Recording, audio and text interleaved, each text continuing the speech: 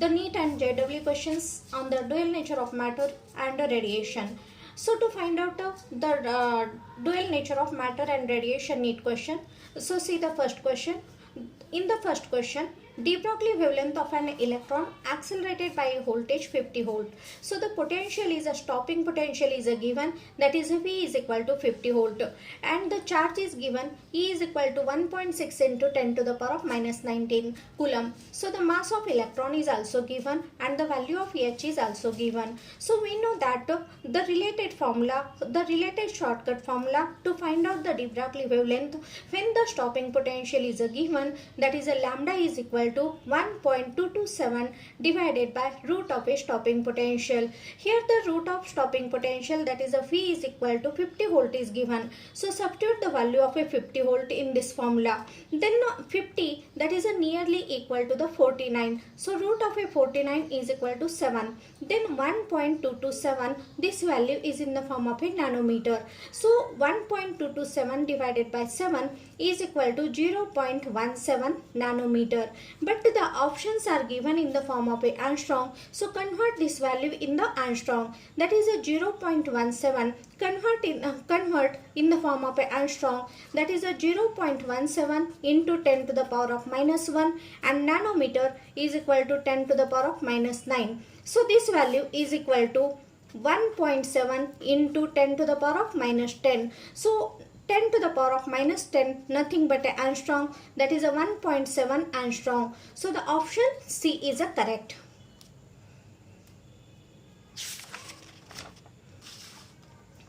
The second question. For which of the following particles will it be most difficult to experimentally verify the de Broglie relationship? We know that the de Broglie wavelength lambda is equal to H divided by P. That is a lambda is equal to H divided by P. Here P means nothing but a mass into velocity. So here there are four values are given: electron, proton, alpha particle and the dust particle. So the de Broglie wavelength is depends upon the mass as well as the velocity. So here we know that the mass of a electron is known, that is a constant value. Mass of a proton is also constant value. Mass of an alpha particle is also known, but the mass of a dust particle is not known. So therefore H is everywhere constant. So to find out the de Broglie wavelength of all of the four, the dust particle is difficult. Therefore the option D is correct in this question. So see the next question. Electrons are accelerated through a potential difference V, and the protons are accelerated through a potential difference 4 volt. The de Broglie wavelength of a lambda of a electron and lambda of a proton.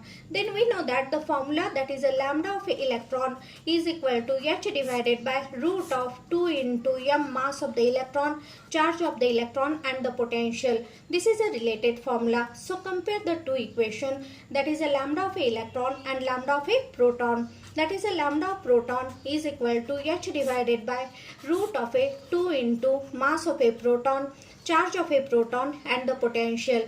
So compare both the equation, that is a lambda E and lambda P, and substitute the given values. So here lambda of a proton, here the potential of a electron is given as a V and the potential of a proton is given as a 4 volt. So substitute the value. Lambda P is equal to H divided by root of a 2 into mass of a proton into charge into 4 volt. So when we compare the two equations, that is a lambda E divided by lambda P, substitute these values. H divided by root of a 2 into mass of a electron, charge of a electron and the potential V, and divided by P means inversely proportional, that is a root of a 2 into mass of a proton, charge and the potential, divided by H. H get cancelled, 2 get cancelled, charge of a proton and the charge of a electron both are same, so the E and Q both are cancelled, where the potential V and V get cancelled. Therefore the remains values, that is a lambda E divided by lambda P is equal to, here 4 means the root of 4 is 2 into root of a mass of a proton divided by mass of a electron. So the option D is a correct, that is a lambda E by lambda P is equal to 2 divided by mass of proton, root of mass of proton and mass of a electron. So see the next question. If the kinetic energy of a free electron is a doubles, its a de Broglie wavelength changes by the factor, then we know that the related formula for the de Broglie wavelength and kinetic energy, that is a lambda is equal to h divided by root of 2 into m into kinetic energy. So see here, in this question, the de Broglie wavelength, to find out the de Broglie wavelength when the kinetic energy of the electron is doubled. So double the kinetic energy. Suppose the second equation, lambda dash is equal to h divided by root of 2 into m into kinetic energy is doubled. So see here, in this equation, if we lambda dash is equal to, take root 2 common, that is a 1 divided by root of 2 into h divided by root of a m into kinetic energy into 2. So we know that this value is nearly equal to the first question. Therefore lambda dash is equal to lambda divided by root of 2. So the correct answer is 1 divided by root of a 2. That is the fourth option is a correct. That is option D is a correct. See the next question. A laser light of a wavelength 660 nanometer, means the wavelength is a given, that is a lambda is equal to 660 nanometer, is used to build a retina detachment if the laser pulse of a width 60 millisecond, means the time is a given, that is a t is equal to 60 millisecond, and the power is a given, that is a p is equal to 0.5 kilowatt. Is used the approximate number of photons in the pulsar. So then in this question, your aim is to find out the number of photons are ejected from that power. Then we know that the related formula is P is directly proportional to E. Therefore P is equal to N into E. That is the rate of power. Power time is given. Therefore P is equal to N into E divided by T. Then we know that the related formula for E is P is equal to N by T into E is equal to, we know that E is equal to H into nu, where nu is equal to C divided by lambda, that is E is equal to H into nu, that is a H into C divided by lambda. Here to find out the N, take the N one side, N is equal to P into T into lambda divided by H into C. Substitute all the values. So where N is equal to, P is a given. What is the value of P here? P is equal to 0.5 into kilowatt. That is a K means 10 to the power of 3 into T is a given. T is a 60. Milli means 10 to the power of -3 into, here lambda is a given, that is a 660 nanometer into 10 to the power of -9 divided by H into C, means 6.6 into 10 to the power of -34 into C, that is a 3 into 10 to the power of 8. So simplify this equation. When we simplify this equation, see here 10 to the power of +3 and 10 to the power of -3 get cancelled, and here 3 ones are 3, 3 twos are 6, 0, means 20 into 0.5 is equal to, 20 into 0.5 means nothing but a 10. Then here 0.5 into 20 is equal to 10 into 660 into 10 to the power of -9. So here in the denominator 6.6 is there. So convert this value in the form of a 6.6.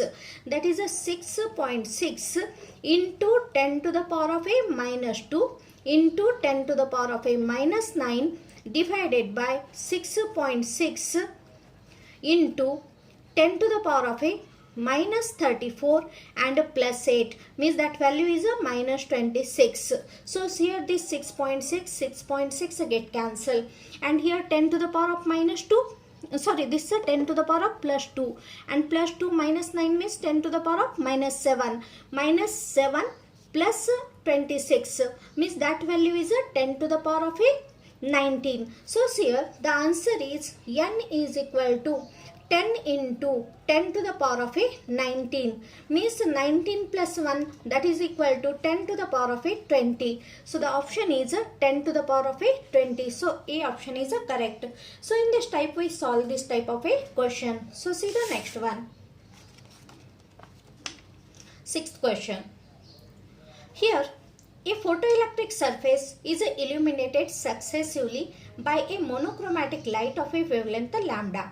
So in this first part, the wavelength is a lambda, and lambda by 2 if the maximum kinetic energy of the emitted photoelectrons. In the second case, means there are two cases are given. In the first case, the wavelength is a lambda, and in the second case, the wavelength is a lambda by 2. And here, in the second case, that is a kinetic energy in the second case is a 3 times that of the first case. So compare the equation 1 and equation 2. That is the equation 1 where kinetic energy is equal to